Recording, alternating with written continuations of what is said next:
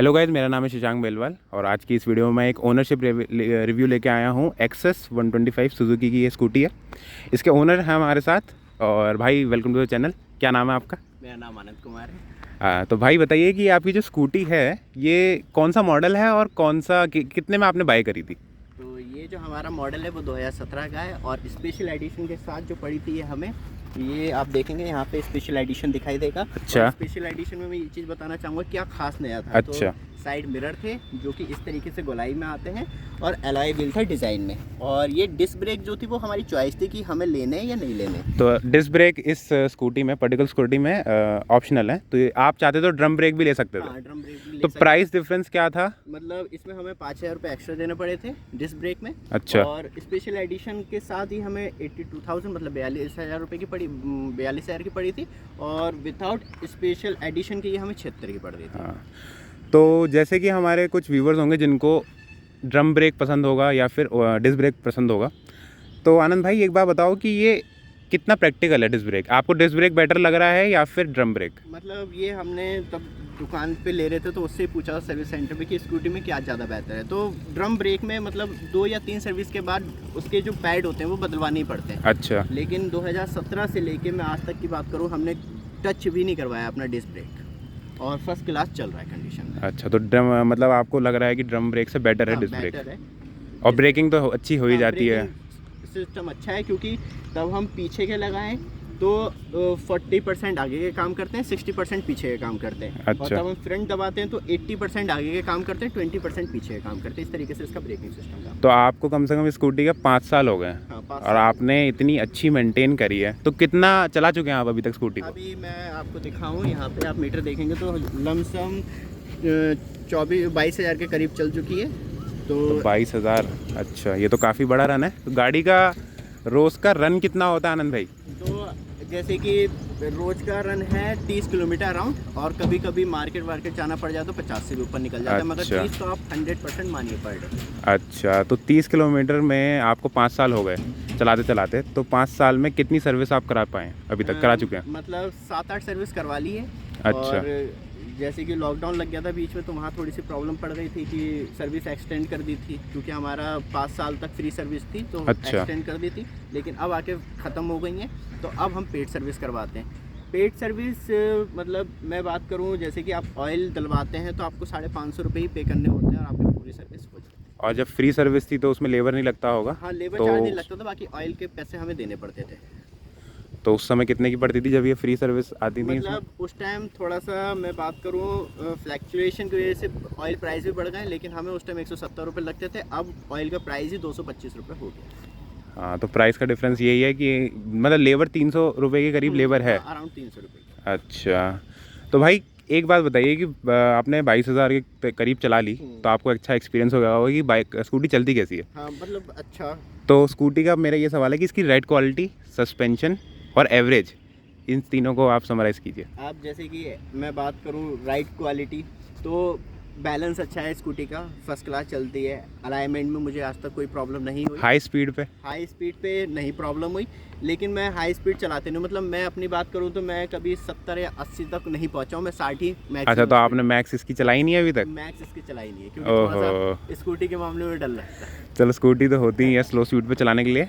और मैं आप जितने भी हमारे व्यूअर्स हैं उनसे भी ये कहूँगा कि स्कूटी तेज़ ना ही चलाएं तो ज़्यादा बेटर है। और एक्सपेंशन की बात करूँ, सस्पेंशन सस्पेंशन की बात करूँ तो यहाँ पे सबसे अच्छी चीज़ ये है कि यहाँ पे ना इनबिल्ड स्कूटी की गद्दी के जस्ट नीचे दे रखा है, तो आप ऐसे तो नहीं देख पाएंगे क्योंकि तब खुली थी। लेकिन आगे से तो आगे वाला दिख रहा है। आगे वाला दिख रहा है, आगे वाले दोनों साइड लगे हुए, तो मतलब अच्छा है, आपको बेहतर लगेगा। जैसे कि मैं और किसी मतलब होंडा की स्कूटी की बात करूँ तो वहाँ से आपको बेहतर इसमें दिखेगा TVS एक्सेस में।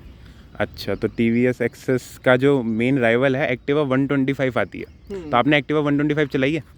एक्टिवा 125 चलाई है मैंने, लेकिन वो मॉडल था थोड़ा सा पुराना 2015 का जो चलाया था मैंने, लेकिन मुझे हल्का सा ना उसका बैलेंस नहीं लगा कि तब मैं चलाता तो एक साइड से झुकी झुकी लगती थी। ये मेरा पर्सनल ही है, तो हो सकता है वो स्कूटी ऐसी हो। हाँ, शायद वो डैमेज हो चुकी है। पिकअप हाँ, उसका और इसके में पिकअप जो है इसका ज़्यादा अच्छा है, मतलब पिकअप बहुत तो अब ज़्यादा एक्टिवा 125 सीसी का इंजन है तो आप समझ सकते हैं इसका पिकअप मेरे ख्याल से जुपिटर से भी ज़्यादा होगा।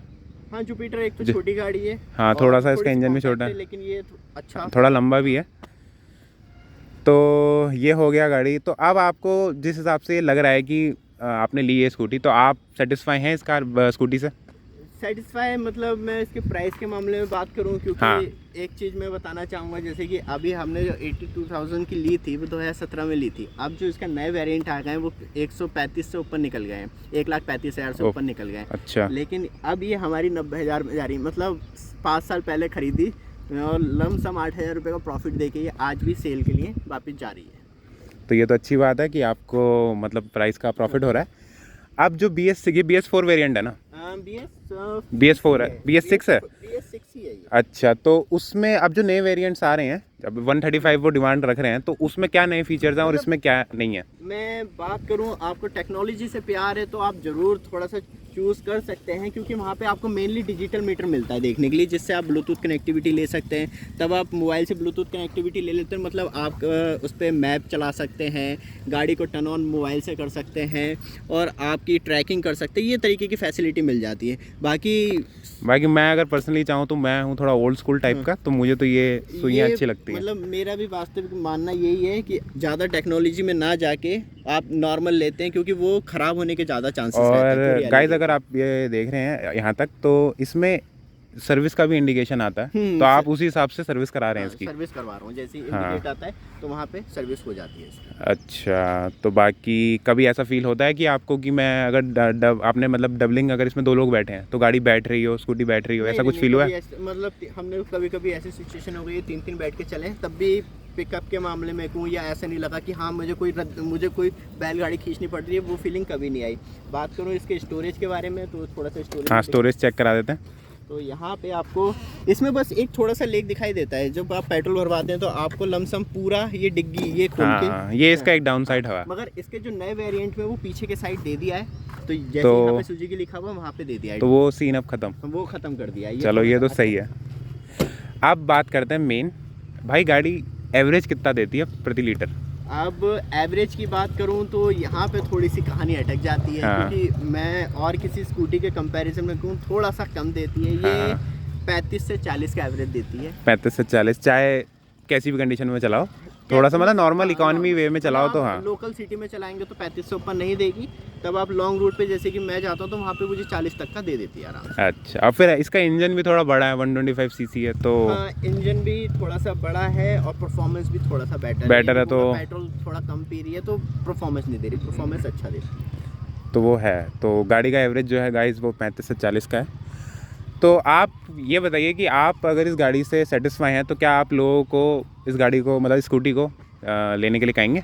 हाँ, मैं ज़रूर कहूँगा, क्योंकि नए वेरिएंट के साथ कुछ चीज़ें इंप्रूव भी की गई हैं। बहुत सारी चीज़ आपको नई देखने के लिए मिलती है, जैसे कि मैंने LED वाला एग्जांपल दिया। लेकिन आपके आसपास कोई पुराना मॉडल है, लेकिन 17 से पुराना नहीं कहूँगा, लेकिन 17 तक का भी मॉडल है, तो आप हमारी स्कूटी की कंडीशन देख सकते हैं। सबसे मेन मैटर होता है कंडीशन, क्योंकि आपकी बाहर से, क्योंकि स्कूटी का इंजन बहुत ही रेयर केस में ही प्रॉब्लम क्रिएट करता है। बाकी बाहर से अच्छी कंडीशन है तो आप इसलिए पुरानी भी ले सकते हैं, नई की तरफ नहीं मूड हो रहा है तो। हाँ, तो आप नए सेकेंड हैंड वे में जा खरीदने का सकते मन हैं। है तो बात अलग है। तो अगर आप इसकी 22,000 चली हुई है, उसके टायर भी देख सकते हैं, तो ज़्यादा नहीं घिसे हैं, मतलब और टायर की इसके क्वालिटी टायर भी। ट्यूबलेस हैं दोनों। हाँ, और तो चेंज तो नहीं कराया ना एक बार भी? एक बार भी चेंज नहीं करवाए। C8 के टायर डले हुए हैं इसके अंदर, मगर ये स्पेशल एडिशन में ही हमें मिले थे। अच्छा, नॉर्मल इसके फिर वो TVS के अपने ओरिजिनल दे थे ट्यूब वाले, पीछे का ट्यूबलेस था, फ्रंट वाला ट्यूब का। अच्छा, तो अब इसमें आपको दोनों ट्यूब वाले, तो स्पेशल एडिशन के लिए आपके कितना एक्स्ट्रा पे किया था? मतलब हमने 76 की पड़ रही थी, 82 की खरीदी, लमसम 6,000 रुपये एक्स्ट्रा पे अच्छा। किए थे। लेकिन उसमें मैंने बताया दिया साइड, लेकिन ये 6,000 रुपये देना वर्थ थे, प्रैक्टिकल भी हैं, हाँ। क्योंकि ट्यूबलेस है आगे थोड़ा पीछे। सा लुक अच्छा आता है, क्योंकि इसके साथ ये हमने रेड कवर डलवा रखा है, बट इसका जो साथ आया था वो येलो आया था, जो कि हमने इसे थोड़ा सा कवर कर रखा है।